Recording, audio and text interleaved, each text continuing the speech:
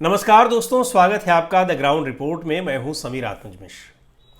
दोस्तों, आज आपसे बात होगी उत्तर प्रदेश की राजनीति की।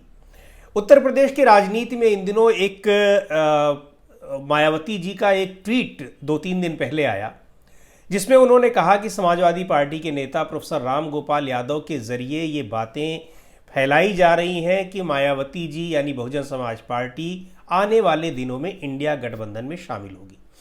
लेकिन ऐसा नहीं है, ये मायावती जी का कहना था। उनका कहना था कि ये इस तरह की जो खबरें हैं भ्रामक हैं, फेक हैं, गलत हैं।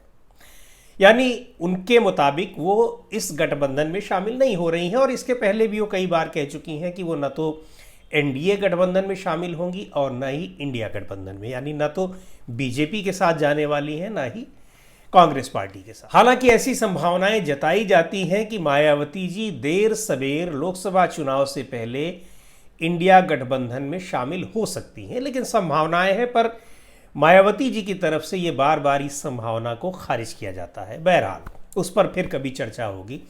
अभी हम लोग जिस चीज़ पे चर्चा करना चाहते हैं उसमें कांग्रेस पार्टी एक तरफ तो वो इंडिया गठबंधन को लीड कर रही है तमाम राज्यों में, जो वहाँ की क्षेत्रीय पार्टियां हैं उनके साथ वो गठबंधन को मजबूती देने की कोशिश कर रही है, उसको आगे बढ़ाने की कोशिश कर रही है, गठबंधन में ज़्यादा दलों को शामिल करने की कोशिश कर रही है। लेकिन अपने जहाँ पर उसका जनाधार कमज़ोर है उसको पाने की भी कोशिश कर रही है, और जहाँ वो है उसकी प्रेजेंस ठीक ठाक है वहाँ पर वो अपनी मजबूती बढ़ा रही है। इस सिलसिले में अगर हम उत्तर प्रदेश में देखें तो उत्तर प्रदेश में कांग्रेस की जड़ें बहुत कमज़ोर हैं। एक समय था कि कांग्रेस पार्टी की तूती बोलती थी उत्तर प्रदेश में, देश भर में बोलती थी। लेकिन 1989 के बाद स्थिति यह है कि उत्तर प्रदेश में कांग्रेस पार्टी सत्ता से बाहर है। एक भी बार उसको मौका नहीं मिला कि वो सरकार यहाँ पर बना पाए या किसी सरकार में शामिल हो सके। और हालांकि इस दौरान लोकसभा या केंद्र में उसकी सरकार बनी, लेकिन उसके बावजूद उत्तर प्रदेश में कांग्रेस की पोजीशन दिनों दिन कमज़ोर होती गई। और पिछले विधानसभा चुनाव के बाद तो स्थिति ये हो गई, 2019 के लोकसभा चुनाव में भी यही स्थिति थी, और 2022 में अभी जो विधानसभा चुनाव हुए हैं उसमें तो स्थिति ये हो गई कि कांग्रेस पार्टी वो लगभग शून्य की स्थिति में आ गई। यद्यपि उसके 2 विधायक हैं, लेकिन वोट परसेंट 2.5% से भी कम रह गया। कांग्रेस पार्टी दरअसल अपने खोए हुए जनाधार को यहाँ पर वापस पाने की कोशिश कर रही है। कोशिश पहले भी कर चुकी है, ऐसा नहीं है, लेकिन सफलता उसको नहीं मिली। बल्कि वो कोशिशें एक तरह से कह लीजिए कि वो उसके लिए बिल्कुल वो कोशिशें बिल्कुल उल्टी दिशा में जाती हुई प्रतीत हुई। अभी हाल फिलहाल पार्टी ने अपने जो एक दलित प्रदेश अध्यक्ष थे उनको बदल करके, ब्रजलाल खाबरी को बदल करके अजय राय को प्रदेश अध्यक्ष बनाया है। अजय राय काफ़ी दिनों से कांग्रेस पार्टी में जुड़े हुए हैं और कई बार विधायक रहे हैं। पूर्वांचल के एक दबंग नेताओं में, बहुत तेज़ तर्रार नेताओं में उनकी गिनती होती है। प्रधानमंत्री नरेंद्र मोदी के खिलाफ वो लोकसभा का चुनाव लड़ चुके हैं। उनको पार्टी ने अपना प्रदेश अध्यक्ष बनाया है और काफ़ी सक्रिय भी दिखाई पड़ रहे हैं जब से वो बने हुए हैं। 9 अक्टूबर को कांशीराम की पुण्यतिथि थी। कांशीराम बहुजन समाज पार्टी के संस्थापक रहे, बहुजन समाज पार्टी के नेता रहे, और बहुजन समाज पार्टी उनको अपने जो मुख्य चेहरा है पार्टी का उसके तौर पर उनको रखती है, देखती है। लेकिन कांग्रेस पार्टी ने उनकी पुण्यतिथि पर एक महत्वपूर्ण कार्यक्रम की घोषणा की जिसका नाम है दलित गौरव संवाद कार्यक्रम।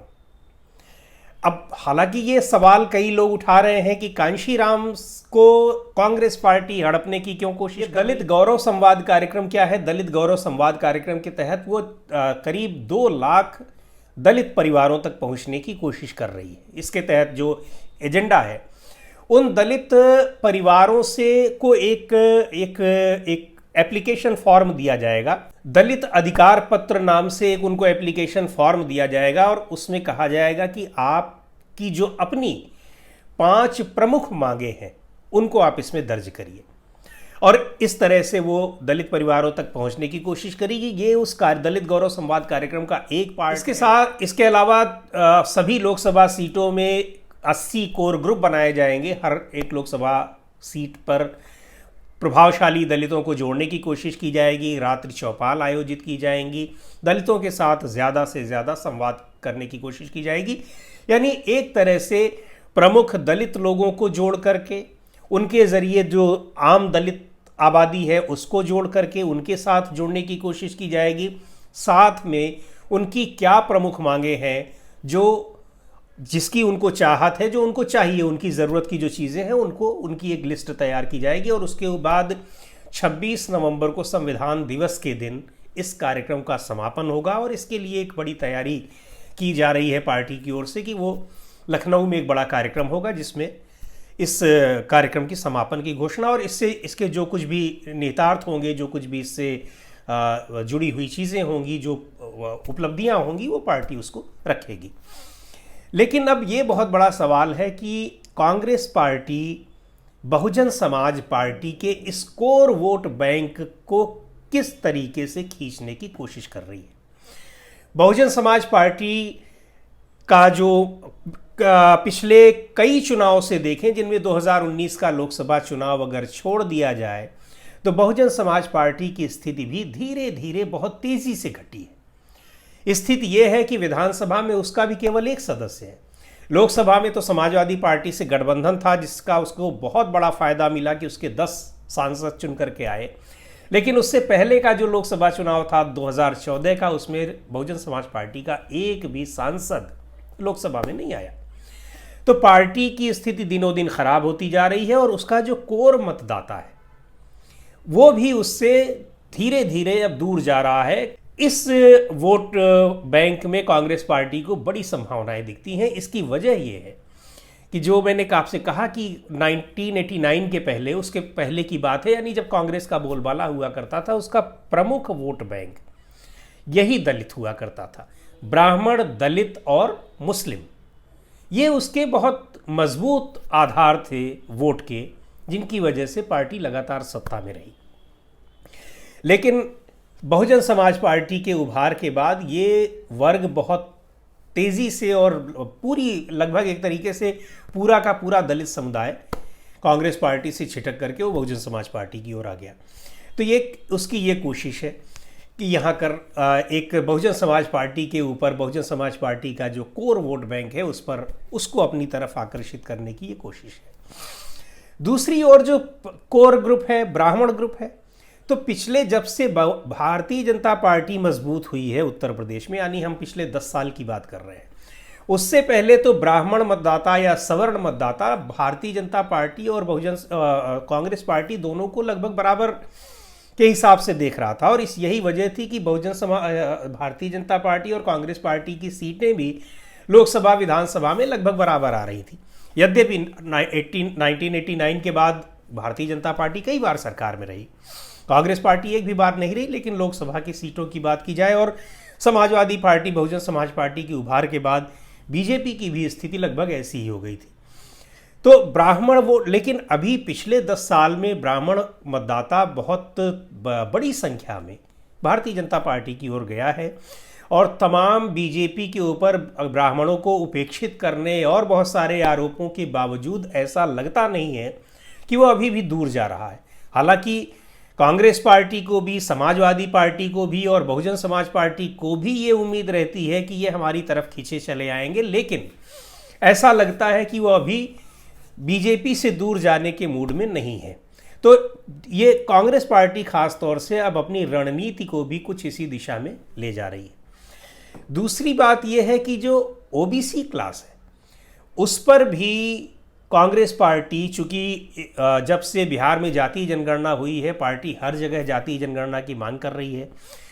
यहाँ तक कि राजस्थान, मध्य प्रदेश और छत्तीसगढ़ में उसने घोषणा भी कर दी है कि अगर उनकी पार्टी की सरकार बनती है तो वो जातीय जनगणना कराएंगे।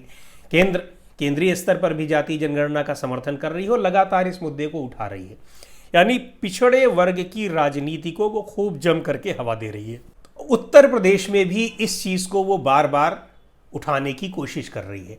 यानी और दूसरी ओर लोकसभा चुनाव में उत्तर प्रदेश में उसको जो दिख रहा है, और ये काफ़ी एक तरीके की लामबंदी लगभग हो भी रही है, कि जो माइनॉरिटी वोट है उसका बिखराव शायद न बिखराव न होने पाए उसकी कोशिशें हो रही हैं। और उसके लिए ये कहा जा रहा है कि कांग्रेस पार्टी के साथ जिस पार्टी का गठबंधन होगा, ये मैं बहुत जो तमाम प्रभावी मुस्लिम लीडर्स हैं उनके ज़रिए जो बातें हमारी समझ में आ रही हैं, वो मुझको लग रहा है कि उन लोगों का ये कहना है, यानी मुस्लिम कम्युनिटी का कहना है कि जो भी पार्टी कांग्रेस पार्टी के साथ अलायंस में रहेगी, माइनॉरिटी वोट एक कह लीजिए आपकी बल्क में उसी पार्टी के पास या उसी गठबंधन के पास जाएगा, ऐसी उनकी उधर की रणनीति बन रही है। तो कांग्रेस पार्टी भी अब अपनी रणनीति को, जो पहले उसका वोट बैंक हुआ करता था कि ब्राह्मण, दलित और मुस्लिम, उसकी बजाय वो दलित, बैकवर्ड और मुस्लिम की ओर जा रही है।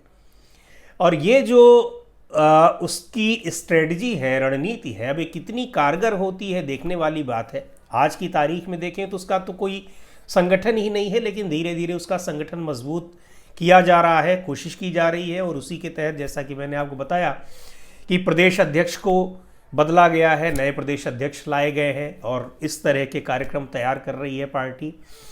पर सबसे बड़ी दिक्कत ये है कि अगर पार्टी उन्हीं कम्युनिटीज़ पर इस तरह से डोरे डाल रही है जिन कम्युनिटीज़ के साथ उसका गठबंधन है, तो ये गठबंधन पर कितना प्रभाव डालेगा, ये भी अपने आप में बड़ा सवाल है। क्योंकि बहुजन समाज पार्टी की ओर से तो कांग्रेस पार्टी की लगातार आलोचना होती है, दूसरी जगहों पर भी जहां कांग्रेस पार्टी की राज्य सरकारें हैं वहां अक्सर बहुजन समाज पार्टी की नेता मायावती कांग्रेस पार्टी की नीतियों की, वहां के लॉ एंड ऑर्डर की अक्सर आलोचना करती रहती हैं।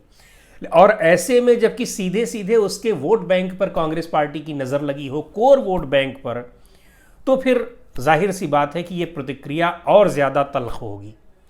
दूसरी ओर समाजवादी पार्टी है जो कि एक कह लीजिए कि पिछड़े वोट बैंक, जो पिछड़ा समुदाय है, वो इंटैक्ट है अभी भी उस पार्टी के साथ। पार्टी बीजेपी के बाद सबसे, बीजेपी को एक तरह से हराने वाली पार्टी या बीजेपी से मुकाबला करने वाली पार्टी अभी समाजवादी पार्टी ही है, चाहे लोकसभा चुनाव हो चाहे विधानसभा चुनाव हो।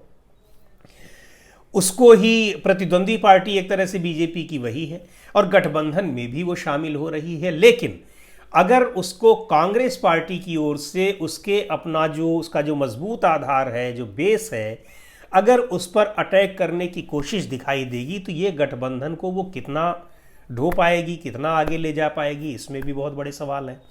तो गठबंधन के लिहाज से तो शायद कांग्रेस पार्टी की ये स्ट्रेटजी थोड़ी गठबंधन के सहयोगियों को परेशान करने वाली होगी, लेकिन कांग्रेस पार्टी इन चीज़ों से ऐसा लगता है कि बेफिक्र है। उत्तर प्रदेश में कांग्रेस पार्टी के पास लोकसभा चुनाव में खोने के लिए कुछ नहीं है, पाने के लिए ही कुछ न कुछ है, और काफ़ी कुछ है। अगर देखा जाए तो 80 सीटें हैं। खोने के लिए तो ये है कि इस समय तो उसके पास एक ही सीट है, तो बहुत ज़्यादा कुछ नहीं है। गठबंधन के सहयोगियों के साथ कांग्रेस पार्टी भी उम्मीद कर रही है कि उसकी भी संख्या बढ़ेगी, और जाहिर सी बात है कि जो गठबंधन के सहयोगी होंगे, अभी तक आरएलडी और समाजवादी पार्टी तो कन्फर्म है, तो इनको भी लग रहा है कि ये उम्मीद जो पिछले जो इनके परफॉर्मेंस रहे हैं इनसे ज़्यादा बेहतर होने की उम्मीद उन लोगों को भी लग रही है। दूसरी ओर जो ये पार्टियां हैं, गठबंधन की दूसरी पार्टियां हैं कांग्रेस के साथ जो इंडिया अलायंस में आ रही हैं, कांग्रेस पार्टी भी इनकी विवशता समझ रही है कि अगर इनके साथ वो नहीं आती हैं तो इनको बहुत ज़्यादा फ़ायदा मिलने वाला नहीं है, क्योंकि फिर मुकाबला अगर BJP versus NDA versus India का हुआ तभी ये लोग मुकाबले में रह सकते हैं, नहीं तो फिर बीजेपी को हरा पाना मुश्किल है, ये सभी पार्टियों को पता है। ऐसी स्थिति में कांग्रेस पार्टी इस दबाव में सहयोगी दलों के शायद ना आए कि वो अपनी स्ट्रेटजी को इनके हिसाब से लेकर के चले। हाँ, सहयोग की स्थिति जो होगी तो उसमें उसके तहत उसके आधार पर ये इन लोगों का अपना एक गठबंधन बन सकता है। कांग्रेस पार्टी इसलिए भी उत्साहित है कि एक तो राज्यों में जो फीडबैक आ रहे हैं वहाँ कांग्रेस पार्टी को बेहतर बताया जा रहा है, जो सर्वे भी आ रहे हैं वो भी उसको अच्छी स्थिति में बता रहे हैं। दूसरी ओर उत्तर प्रदेश की अगर बात की जाए तो लोकसभा चुनाव में भले ही अभी उसका चाहे सांगठनिक आधार बिल्कुल शून्य हो गया हो, उसका वोट बैंक बिल्कुल ज़ीरो की स्थिति में पहुंच चुका हो, लेकिन लोकसभा चुनाव के हिसाब से उसको उम्मीदें काफ़ी दिखाई पड़ रही हैं। ख़ास तौर पर ये जो स्ट्रेटजी वो बना रही है कि दलितों को, पिछड़ों को और माइनॉरिटी क्लास को, इसको लेकर के उसको पश्चिमी उत्तर प्रदेश में काफ़ी संभावनाएं दिख रही हैं। कई सारे जो मुस्लिम माइनॉरिटी के लीडर्स हैं, यहाँ तक कि जब दानिश अली जो बहुजन समाज पार्टी के सांसद हैं, उनको लोकसभा में बीजेपी के सांसद रमेश चंद्र बिधूड़ी ने अपशब्द कहे, उनको बहुत बुरी तरीके से उनके लिए गलत शब्दों का प्रयोग किया। उस स्थिति में भी कांग्रेस पार्टी के नेता राहुल गांधी दानिश अली के घर गए और एक उनके साथ एक सॉलिडेरिटी दिखाई, उनके साथ अपनी एक एकजुटता दिखाई। इमरान मसूद पश्चिम के एक बहुत ही कद्दावर नेता माने जाते हैं, कांग्रेस पार्टी में ही पहले थे भी, फिर चले गए पार्टी छोड़ करके, समाजवादी पार्टी में गए, बहुजन समाज पार्टी में गए और आखिरकार वो फिर से आ गए हैं कांग्रेस पार्टी में। तो इस तरह से कांग्रेस पार्टी अपने इन समुदायों के बीच में एक मजबूत आधार के तौर पर इनको अपना एक मजबूत आधार बनाने के प्रयास में लगी हुई है।